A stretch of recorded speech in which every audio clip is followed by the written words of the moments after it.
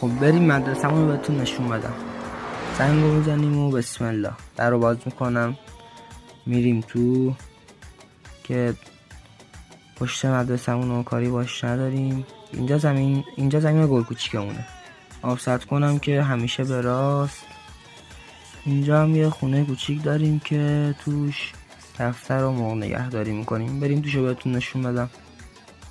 بله اینجا واسه کفترامون و خونه بغلیش هم واسه مرغامونه. چند تا مرغ هم اینجا داریم، مرغای تخمی. آره خب اینم که اتوبوس مدرسه‌مونه. بریم جلوتر، زمین والیبال و بغلش هم زمین فوتبال.